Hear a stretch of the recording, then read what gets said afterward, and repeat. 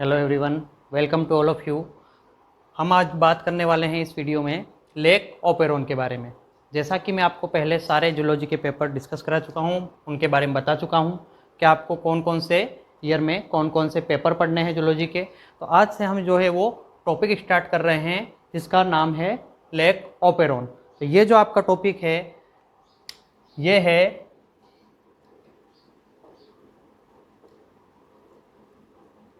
BSc second year में पढ़ना होता है आपको।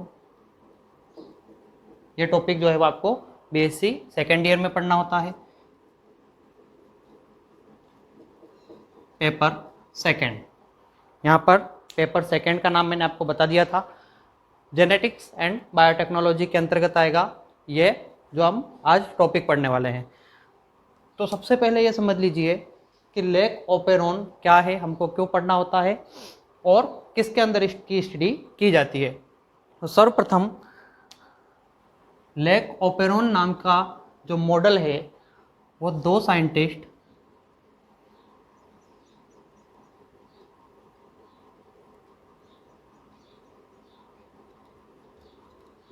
ने मिलकर के सबसे पहले इसके ऊपर स्टडी की थी, जैकब एंड मोनेड।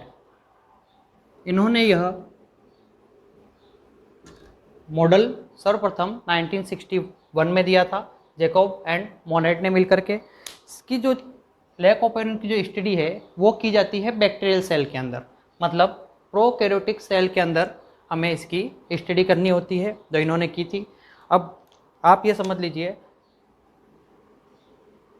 प्रोकैरियोटिक सेल में जो बैक्टीरिया है मेन जिसके अंदर इसकी स्टडी की गई थी वो है ई कोलाई।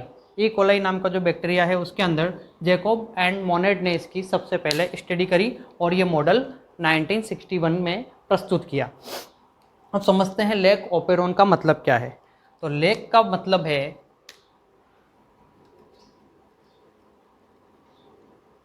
लैक्टोज। लैक्टोज नाम की एक शुगर होती है, डाइसैकेराइड। और ओपेरोन जो वर्ड है वो ओपेरा से लिया गया है। ओपेरा का मतलब समझिएगा, ओपेरा का मतलब होता है जब सारे म्यूजिकल इंस्ट्रूमेंट एक साथ अलग अलग लोगों द्वारा बजाए जाते हैं, जब म्यूजिक कंपोज किया जाता है तो वो पूरा जो उनका जो पूरी मशीनरी होती है, बजाने वाले सब होते हैं, उसको कहा जाता है ओपेरा। वहाँ से ये वर्ड लिया गया है। अब यहाँ पर इस ओपेरा का क्या मतलब है वो आपको समझना है। तो ये जो मशीनरी वर्क करेगी, पूरी जो प्रोसेस होगी, इसमें कई तरह के जीन एक साथ काम करते हैं। तो जो कई तरह के जीन यहाँ पर एक साथ कार्य करेंगे तो वो किसी एक कार्य को अंजाम देंगे, इसलिए यहाँ पर जो है इसको ओपेरोन नाम दिया गया है, जैकब और मोनेड के द्वारा यहाँ पर इसको ये नाम दिया गया है। हमको इसकी स्टडी करनी होती है, मैंने आपको बता दिया है, किसमें, प्रोकैरियोट सेल में।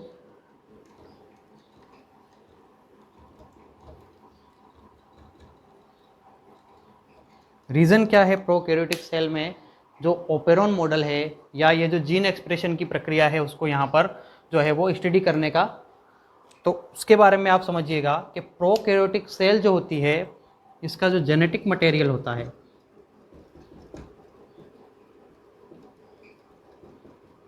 जेनेटिक मटेरियल मतलब डीएनए और आरएनए,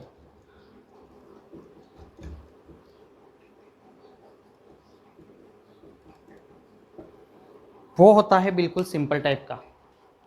यहाँ पर जो है वो जेनेटिक मटेरियल जो होगा वो बिल्कुल सिंपल टाइप का होगा और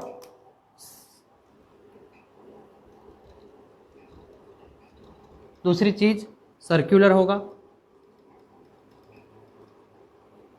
और कैसा होगा, सिंगल होगा।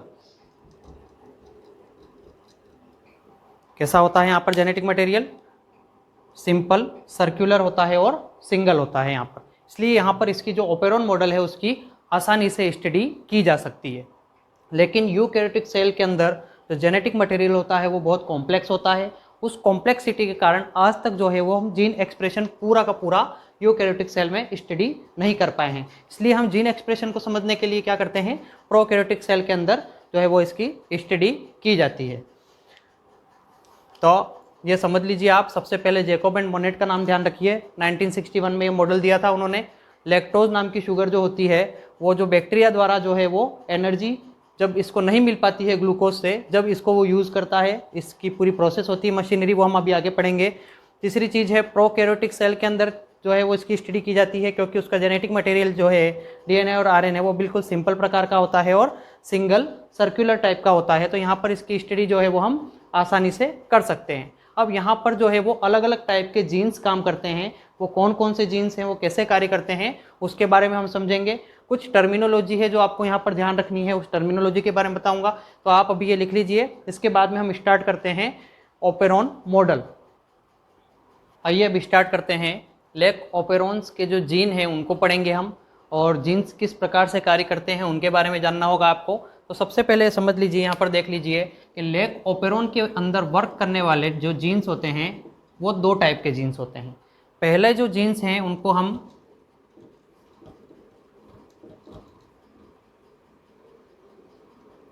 कंट्रोलर जीन्स के नाम से जानते हैं, और दूसरे जो जीन्स होते हैं यहाँ पर वो होते हैं structural genes.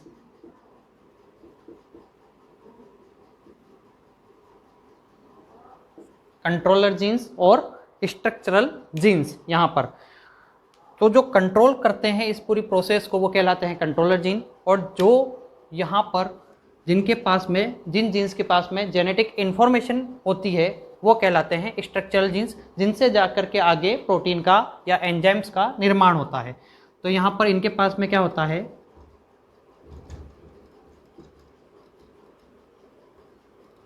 Genetic information present होती है। किस चीज़ के लिए, आगे प्रोटीन के निर्माण के लिए। कंट्रोलर जीन्स जो होते हैं वो होते हैं 3 प्रकार के, जो आपको ध्यान में रखने हैं। 3 प्रकार के कौन कौन से हैं? तो पहला जो जीन है वो है रेगुलेटरी जीन, दूसरा जो जीन है वो है प्रमोटर, और तीसरा जो है उसका नाम है ऑपरेटर। यहाँ पर रेगुलेटरी जो जीन होता है इसको आई से डिनोट करते हैं, प्रोमोटर जो होता है उसको पी से डिनोट किया जाता है, और ऑपरेटर जो है उसको हम ओ से डिनोट करते हैं। तो सबसे पहले समझ लीजिए इनका जो वर्क है एक्चुअली वो क्या है। तो रेगुलेटरी जो जीन है वो पूरी प्रोसेस का रेगुलेशन करते हैं, नियंत्रण करते हैं। प्रमोटर का कार्य समझ लीजिए, ये जो प्रमोटर होता है ये मेन चीज़ करता है, सबसे मेन काम होता है इसका ट्रांसक्रिप्शन कराने का। ये प्रेजेंट है तब जाकर के ही ट्रांसक्रिप्शन हो सकता है। क्यों? क्योंकि ये प्रमोटर आरएनए पॉलीमरेज को ऑपरेटर के ऊपर बाइंड कराने का काम करता है। जब प्रमोटर के द्वारा आरएनए पॉलीमरेज ऑपरेटर के ऊपर बाइंड होता है तब जाकर के जो ट्रांसक्रिप्शन की प्रक्रिया है वो आगे बढ़ती है, और उसके बाद में ही डीएनए से एमआरएनए का निर्माण होता है। तो यहाँ पर बाइंड होने के बाद में आरएनए पॉलीमरेज आगे की ओर बढ़ेगा, और आगे की ओर बढ़ने के बाद में वो उन जो जीन्स हैं उसके ऊपर उनको कोड करता जाएगा, और वहाँ से क्या होगा, प्रोटीन का धीरे धीरे निर्माण होता जाएगा। तो इन 3 आपको मेन जो यहाँ पर जीन है उनके नाम ध्यान रखने हैं, और कुछ स्ट्रक्चरल जीन होते हैं उनके बारे में आपको ध्यान रखना है। तो स्ट्रक्चरल जीन लेक ओपेरॉन के अंदर 3 होते हैं। पहला है जेड, अभी देखेंगे इनको नाम दिए गए हैं, दूसरा है वाई, और तीसरा जो जीन है वो है ए। 3 स्ट्रक्चरल जीन होते हैं। इन 3 स्ट्रक्चरल जीन से अलग अलग जो है वो प्रोटीन का निर्माण होता है, एंजाइम का निर्माण होता है। एक और चीज़ ध्यान रखिए कि जो प्रोकैरियोट सेल्स हैं या बैक्टीरियल जो सेल्स होती हैं उनके अंदर पॉलीसिस्टोनिक एमआरएनए होता है। पॉलीसिस्टोनिक एमआरएनए का मतलब है कि एक ही एमआरएनए के अंदर एक ही प्रमोटर से डिफरेंट टाइप के जो जीन्स हैं उनका एक्सप्रेशन होता है, उनका रेगुलेशन होता है, उसको बोलते हैं पॉलीसिस्टोनिक। पॉलीसिस्टोनिक ट्रांसक्रिप्शन जो है वो पॉलीसिस्टोनिक एमआरएनए के अंदर जो है वो पूर्ण होता है। तो आपको ध्यान रखना है, जो लेक ओपेरॉन हम पढ़ रहे हैं वो पढ़ रहे हैं प्रोकैरियोट के अंदर। तो प्रोकैरियोट जो सेल्स हैं इनका जो एमआरएनए होता है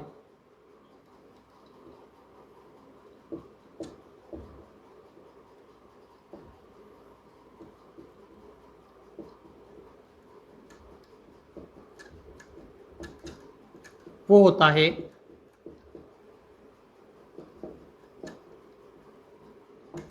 पॉलीसिस्ट्रोनिक नाम का।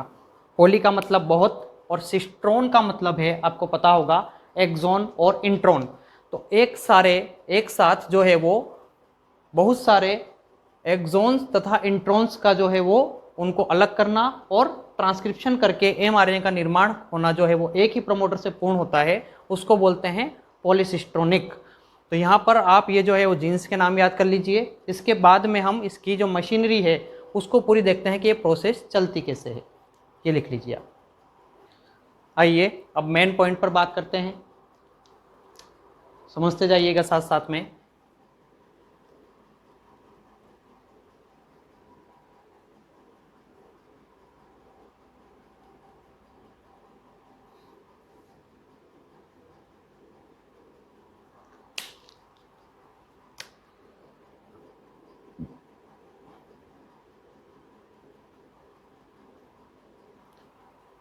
फर्स्ट में जो मैंने आपको बताया था, कंट्रोलर जो जीन होते हैं उनमें से एक है रेगुलेटरी जीन, दूसरा है प्रमोटर और तीसरा है ऑपरेटर जीन। जब ये जीन वर्क करेंगे तब आगे जाकर के जो है वो स्ट्रक्चरल जीन जो होते हैं वो कार्य कर पाते हैं, वर्क कर पाते हैं। कौन कौन से बताए थे मैंने आपको? एक बताया था जेड, दूसरा वाई और तीसरे नंबर पे आता है ए। अब हमको यहाँ पर देखना है कि ये जीन एक्सप्रेस कैसे होंगे और यहाँ पर ये किस प्रकार से वर्क कर पाते हैं।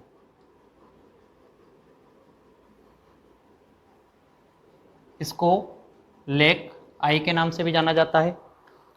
रेगुलेटरी जो जीन है उसका अपना खुद का प्रमोटर होता है। जिस प्रकार से यहाँ पर एक ही प्रमोटर से ये स्ट्रक्चरल जीन और ये सब जो है वो रेगुलेट होंगे, उसी प्रकार से ये जो रेगुलेटरी जीन है वो खुद का अपना एक प्रमोटर रखता है, जिससे कि ये एक नया प्रोटीन बना सके, mRNA बना सके। तो यहाँ पर जो है वो इस रेगुलेटरी जीन से रेगुलेटरी प्रोटीन का निर्माण होता है।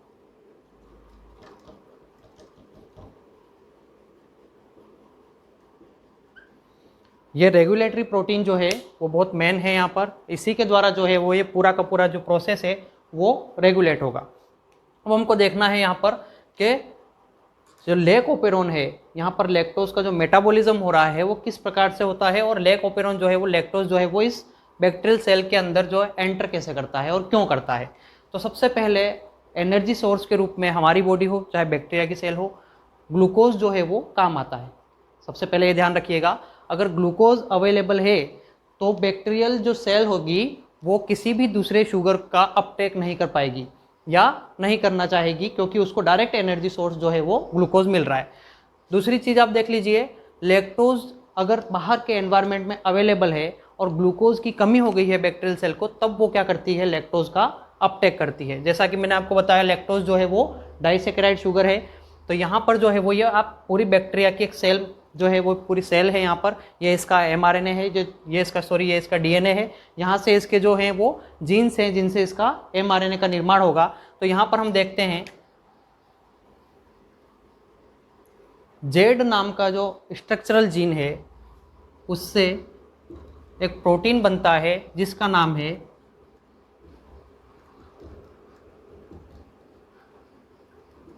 Beta galactosidase. सेकेंड नंबर का जो स्ट्रक्चरल जीन है वाई, इससे बनता है परमिएज। और लास्ट जो स्ट्रक्चरल जीन है ए, इससे बनेगा आपका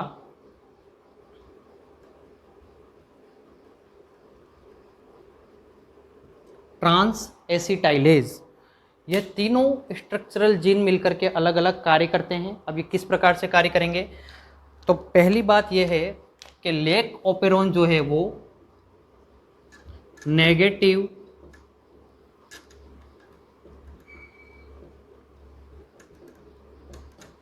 इंड्यूसिबल ओपेरोन के अंदर आता है।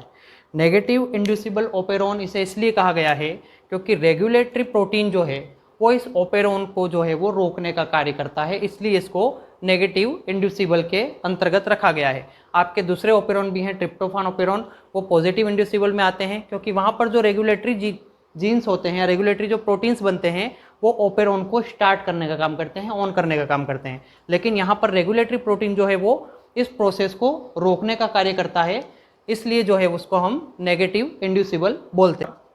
ये प्रमोटर है, ये ऑपरेटर है। यहाँ पर बीटा गैलेक्टोसाइडेज जो है वो लैक्टोज को 2 पार्ट में ब्रेक डाउन करने का कार्य करता है। लैक्टोज डाइसेकेराइड है तो ये 2 भागों में टूटेगा। पहला होगा ग्लूकोज, एक ये टूट गया ग्लूकोज में, दूसरा जो होगा शुगर बनेगा गैलेक्टोज। ये दोनों जो है वो मोनोसेकेराइड शुगर हैं। यहाँ पर ग्लूकोज जो है वो एनर्जी सोर्स के रूप में बैक्टीरिया की सेल जो है वो अपटेक कर लेती है। परमिएज का जो वर्क होगा, आपको इसके नाम से ही पता चल रहा है कि ये मेम्ब्रेन की परमिएबिलिटी को इंक्रीज करता है।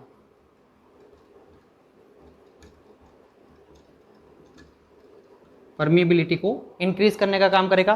ट्रांस एसिटाइलेज का अभी कोई कार्य जो है वो पूरी तरीके से अभी तक इसकी खोज नहीं हो पाई है, तो इसलिए हम यहाँ पर इसको अच्छी तरीके से अभी समझ नहीं पाएंगे। तो इसका भी कोई एक वर्क है जो साइंटिस्ट ने यहाँ पर जो रिसर्च किया है उसके अनुसार वो लैक्टोज को, ये जो सेल होती है इसके अंदर लाने का कार्य करता है ट्रांस एसिटाइलेज। तो ये काम करेगा लैक्टोज अपटेक। कहाँ पर? मेम्ब्रेन के अंदर लैक्टोज को लाने का काम करता है। अभी तक का जो इसका वर्क है वो यहाँ तक अभी पता कर सकें। अब देखिए आगे क्या होता है। यहाँ पर ये अगर चालू है लैक्टोज ओपेरॉन, अगर लैक ओपेरॉन स्टार्ट है तो क्या होगा, इसकी प्रोसेस किस प्रकार से होती है वो देखते हैं हम सबसे पहले। यहाँ पर अगर एनवायरनमेंट में लैक्टोज प्रेजेंट है और ग्लूकोज एब्सेंट है तब जाकर के ये जो ओपेरॉन होगा वो ऑन होगा। मान लीजिए लैक्टोज जो है वो, ये मॉलिक्यूल लैक्टोज का यहाँ बैक्टीरियल सेल के अंदर प्रेजेंट है, ग्लूकोज की कमी हो गई है। अब यहाँ पर ये क्या करेगा आकर के, ये जो लैक्टोज का जो ये मॉलिक्यूल है यहाँ पर पहले ये बंद था ओपेरॉन, तो ये जो रेगुलेटरी प्रोटीन था इसने क्या कर रखा था, यहाँ पर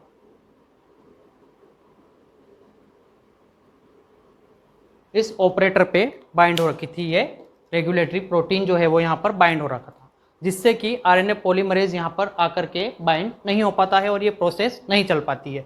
अब क्या होता है, जैसे यहाँ पर लैक्टोज आता है तो ये लैक्टोज क्या करता है, ये लैक्टोज का जो मॉलिक्यूल है वो इस जगह पर आकर के आपके बाइंड हो जाता है। 3 डायमेंशनल में यहाँ पर आकर के जो है वो रेगुलेटरी प्रोटीन से बाइंड हो जाता है। जैसे ही ये यहाँ पर आकर के इससे बाइंड होता है, इसकी जो स्ट्रक्चरल है, इसका जो स्ट्रक्चर है वो पूरी तरीके से बिगड़ जाता है रेगुलेटरी प्रोटीन का। और जैसे ही इसका स्ट्रक्चर यहाँ से बिगड़ने लगता है, कन्फर्मेशनल चेंज होते हैं, जिससे कि ये क्या होता है, ये जो रेगुलेटरी प्रोटीन होता है वो ऑपरेटर से हट जाता है। जब तक ये यहाँ पर था रेगुलेटरी प्रोटीन, तब तक ट्रांसक्रिप्शन की प्रोसेस रुकी हुई थी। यहाँ पर आरएनए पॉलीमरेज आकर के बाइंड नहीं हो रहा था, तो ये प्रोसेस रुकी हुई थी। तब क्या था, यहाँ पर ग्लूकोज जो था यहाँ पर अवेलेबल था। जैसे ही लैक्टोज अपटेक हुआ, सेल के अंदर आया, मेम्ब्रेन के अंदर आया, यहाँ से ये जो मॉलिक्यूल था वो मॉलिक्यूल चला गया रेगुलेटरी प्रोटीन के पास में, यहाँ पर आकर के जुड़ गया। इसको आप इनहिबिटर भी बोल सकते हैं। इस प्रोसेस को इसने इनहिबिट कर रखा था, इसलिए हम इसको इनहिबिटर भी बोलते हैं। अब जैसे ही ये प्रोटीन यहाँ पर जाकर के बाइंड होता है, रेगुलेटरी प्रोटीन का स्ट्रक्चर बिगड़ जाता है इस मॉलिक्यूल से, और जैसे ही यहाँ से ये हटेगा, जैसे ही यहाँ से रेगुलेटरी प्रोटीन यहाँ से हटेगा, वैसे ही यहाँ पर क्या बाइंड हो जाएगा,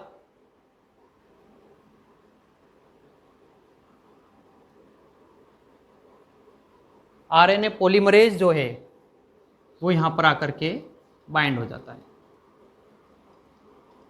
और आरएनए पॉलीमरेज, जैसा कि आप जानते हैं कि जब भी किसी डीएनए पर आरएनए पॉलीमरेज आकर के बाइंड होता है, वैसे ही यहाँ से जो है वो ट्रांसक्रिप्शन की प्रक्रिया जो है वो स्टार्ट हो जाती है और एमआरएनए जो है वो धीरे धीरे बनने लग जाता है।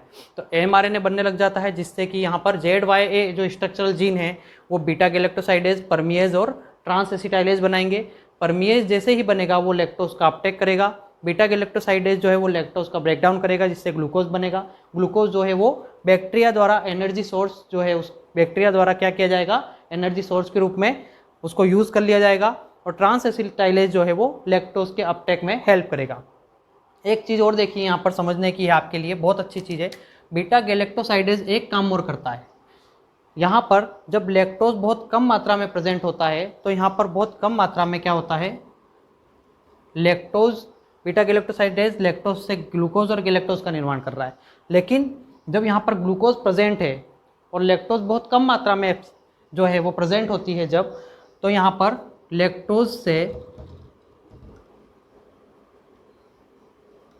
एलोलैक्टोज नामक जो है मॉलिक्यूल उसका निर्माण होता है। अब जैसे ही यहाँ पर इसको पता चलता है कि लैक्टोज जो है वो यहाँ पर प्रेजेंट होने वाली ग्लूकोज की कमी होने वाली है, तो ये एलोलैक्टोज इसी मॉलिक्यूल की तरह यहाँ पर जाकर के बाइंड हो जाएगा और बाइंड होने के बाद में जो है वो यहाँ से इस रेगुलेटरी प्रोटीन को हटाने का कार्य करता है। तो ये वापस ये जो प्रोसेस है वो पूरी लैक ओपेरॉन जो है वो मॉडल वो पूरी तरीके से वापस स्टार्ट हो जाता है। तो ये इसकी पूरी की पूरी जो है वो मशीनरी है। यहाँ पर आपको 3 स्ट्रक्चरल जीन ध्यान में रखने हैं, 3 कंट्रोलर जीन ध्यान में रखने हैं। लेक आई का वर्क आपको जो कार्य है वो ध्यान में रखना है कि ये रेगुलेटरी प्रोटीन की तरह कार्य करता है और ऑपरेटर पर जाकर के बाइंड हो जाता है। ऑपरेटर पर जाकर के बाइंड होने के बाद में ये आरएनए पॉलीमरेज जो है उसको प्रमोटर पर आने से या इस रीजन पर आने से रोक देता है, जिससे ट्रांसक्रिप्शन की प्रक्रिया रुक जाती है। ट्रांसक्रिप्शन नहीं हो पाएगा तो लेक ओपेरॉन जो है वो आगे की ओर कंप्लीट नहीं हो पाएगा और लैक्टोज जो है वो ग्लूकोज और गैलेक्टोज के अंदर जो है वो ब्रेकडाउन इसका नहीं हो पाएगा। यहाँ पर आपने ये सारी चीज़ें समझ ली हैं। अब एक मेन चीज़ मैं आपको वापस शुरू से एक बार और डिस्क्राइब कर देता हूँ, डिटेल में आपको वापस बता देता हूँ, थोड़ा सा ब्रीफ में आपको एक बार और समझा देता हूँ। आइए इस प्रोसेस को एक बार हम ब्रीफ में एक बार और समझ लेते हैं। तो जो लेक ओपेरॉन है, ये सबसे पहले जो है ओपेरॉन कॉन्सेप्ट जो है वो जैकब और मोनेट ने 1961 में दिया था। लेक ओपेरॉन जो है या ओपेरॉन जो है मॉडल, उसकी स्टडी हम हमेशा जो करते हैं वो करते हैं प्रोकैरियोटिक सेल के अंदर। ई कोलाई नाम का जो बैक्टीरिया है उसके अंदर सबसे पहले ये जो 2 साइंटिस्ट थे जैकब और मोनेट, उन्होंने सबसे पहले जो ये स्टडी की थी वो की थी ई कोलाई नाम के बैक्टीरिया के अंदर। और ई कोलाई जो होता है या प्रोकैरियोटिक सेल्स जो होती हैं उनका जो जेनेटिक मटेरियल होता है या एमआरएनए जो है वो कैसा होता है, पॉलीसिस्ट्रोनिक टाइप का। पॉली का मतलब है बहुत, जैसा कि मैं आपको बता चुका हूँ, और सिस्ट्रॉन मतलब एक्सोन और इंट्रॉन, मतलब एक ही प्रमोटर द्वारा। याद रखना, पॉलीसिस्ट्रोनिक का मतलब एक ही प्रमोटर द्वारा जब बहुत सारे जीन्स का एक्सप्रेशन किया जाता है या रेगुलेशन किया जाता है उसको बोलते हैं पॉलीसिस्ट्रोनिक। तो वहाँ पर पॉलीसिस्ट्रोनिक एमआरएनए बनता है। उसके बाद में जो प्रोकैरियोटिक सेल्स हैं उनका जो डीएनए है वो कैसा होगा, सिंगल होगा, सर्कुलर होगा और सिंपल टाइप का होता है, कॉम्प्लेक्स नहीं होता है। इसलिए जो ओपेरॉन या जीन एक्सप्रेशन की जो स्टडी की गई है अभी तक वो की गई है प्रोकैरियोटिक सेल्स के अंदर। अब जो ये मशीनरी है उसको एक बार और हम समझ लेते हैं क्या होता है यहाँ पर। तो ये देख लीजिए, ये मैंने पूरा बना रखा है यहाँ पर, ये इसका डीएनए है। इससे डीएनए के अंदर 3 रेगुलेटरी जीन्स और 3 स्ट्रक्चरल जीन्स बताए गए हैं। रेगुलेटरी जीन में जो कंट्रोलर जीन है उसके अंदर आई, पी और ओ, रेगुलेटरी प्रोटीन जिससे बनेगा प्रमोटर और ऑपरेटर। यहाँ पर स्ट्रक्चरल जीन है जेड, वाई और ए, जो आगे जाकर के ट्रांसक्रिप्शन के द्वारा और ट्रांसलेशन के द्वारा आगे जाकर के जो है वो प्रोटीन और एंजाइम्स का निर्माण करते हैं। बीटा गैलेक्टोसाइडेज जो है वो लैक्टोज को ग्लूकोज और गैलेक्टोज में तोड़ने का काम करता है। एलोलैक्टोज जब बनता है जब लैक्टोज बहुत कम मात्रा में प्रेजेंट होता है और उस समय पर यहाँ पर ग्लूकोज अवेलेबल होती है। नेक्स्ट है परमिएज, जो परमिएबिलिटी बढ़ाता है किसके लिए, लैक्टोज मॉलिक्यूल के लिए, जो मेम्ब्रेन है बैक्टीरिया की वहाँ के लिए, उसकी परमिएबिलिटी को बढ़ाएगा। ट्रांसएसिटाइलेज जो है वो लैक्टोज के अपटेक में हेल्प करता है। रेगुलेटरी प्रोटीन जो होता है वो इस पूरी प्रोसेस को रोकने का काम करता है। लेक ओपेरॉन के अंदर हम ये पढ़ते हैं, इसलिए इसको नेगेटिव इंड्यूसिबल ओपेरॉन भी कहा जाता है। रेगुलेटरी प्रोटीन जो है वो बाइंड हो जाता है ऑपरेटर के ऊपर जाकर के। जैसे ही ये ऑपरेटर के ऊपर बाइंड होता है तो प्रमोटर आरएनए पॉलीमरेज को ऑपरेटर पर नहीं ला सकता, इसी कारण से ये प्रोसेस जो है वो रुक जाती है उस समय पर। लेकिन जैसे ही एलोलैक्टोज का जो मॉलिक्यूल है वो जाकर के यहाँ पर अटैच होता है, किससे, रेगुलेटरी प्रोटीन से जब जाकर के अटैच होता है तो उसके अंदर कन्फर्मेशनल चेंज आते हैं। उन चेंजेस के कारण जो है वो यहाँ से ये प्रोटीन हट जाता है और ये प्रोसेस जो है वो पूरी चालू हो पाती है। और लैक्टोज के अपटेक के बाद में लैक्टोज से ग्लूकोज और गैलेक्टोज जो है वो टूट पाते हैं 2 भागों में, जिससे ग्लूकोज जो है वो एनर्जी सोर्स के रूप में बैक्टीरिया के द्वारा यूज़ की जाती है। यह है आपका लेक ओपेरॉन। अगर आपको इसमें कोई प्रॉब्लम है तो कमेंट करिए, कमेंट में आप क्वेश्चन पूछ सकते हैं, उसके आंसर्स आपको मिल जाएंगे सारे के सारे। अगर आपको इसके क्वेश्चन आंसर्स चाहिए तो वो भी आपको जो है वो मिल जाएंगे सारे के सारे, तो एक बार देख लीजिए। अगर आपको हैंड रिटन नोट्स चाहिए तो वो भी आपको अवेलेबल हो जाएंगे। तो आप इसको एक बार अच्छी तरीके से समझ लीजिए और पूरा का पूरा आप इसको लिख लीजिए।